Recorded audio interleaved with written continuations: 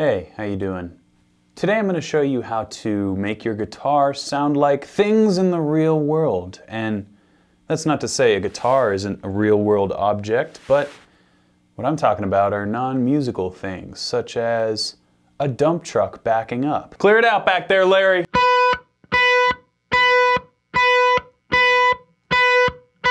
That one's pretty simple. Just play the 12th fret of the B string in a consistent manner while backing up. Let's get a little bit more advanced. How about some chirping birds? You're going to want some extra gain for this, possibly some reverb if you'd like to emulate the sound of chirping birds in a forest.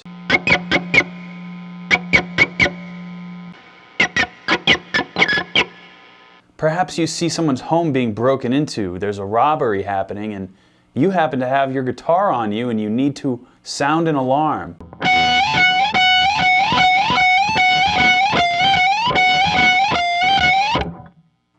As you can see, we're actually hammering on unison notes on the B and E string, F sharp to be exact, and every now and then throwing in an F on the E string to have that sort of warbly dissonant sound. Now to move further with that alarm theme, we actually have two different styles of ambulances we can emulate.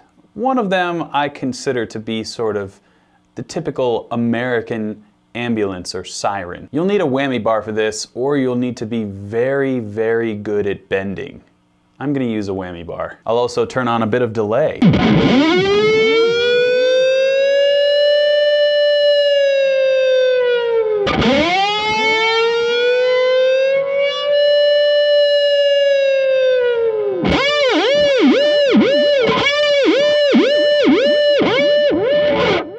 American sirens start off slowly to kind of rev up and then get a little bit quicker in pace, as opposed to the older style UK alarms, which I find to be some sort of tritone sound.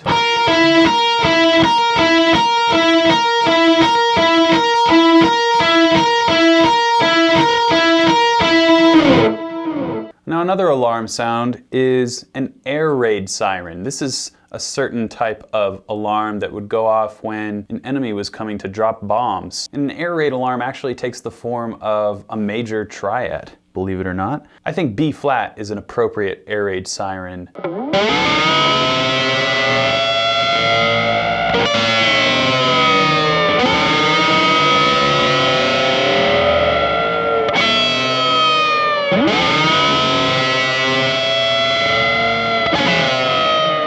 As you can see there, I was using my thumb to lightly graze the strings. I find that it's actually quite difficult to maintain that type of sound using a whammy bar with that higher register without everything getting all muddy and non-air raid sounding. Next, we have a race car. We're going to be playing power chords, and this is going to be a shifting gear sounding car. So that means we are going to be starting in the higher register for first gear, and then as we switch gears we'll go lower and lower as far as the notes on the neck are concerned, so that way we achieve that gear shifting race car awesomeness.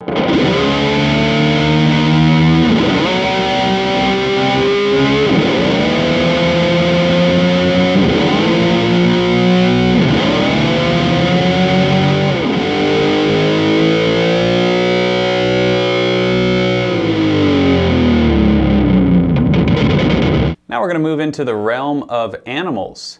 This first animal sound I have for you sounds a little bit like an elephant, and we're going to use the thick E string or whatever lowest string you have, and of course our trusty whammy bar to kind of get this ancient woolly mammoth elephant-like sound.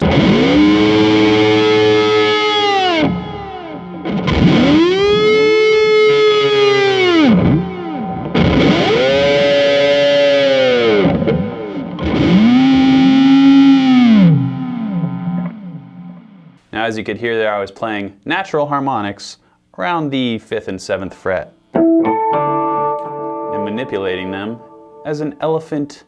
What do? Squawk? Howl? I don't know. Now that type of noise is not to be confused with a whale sound, which is much more submerged, if you will. A lot more muffled and buried sound, but still a similar sound.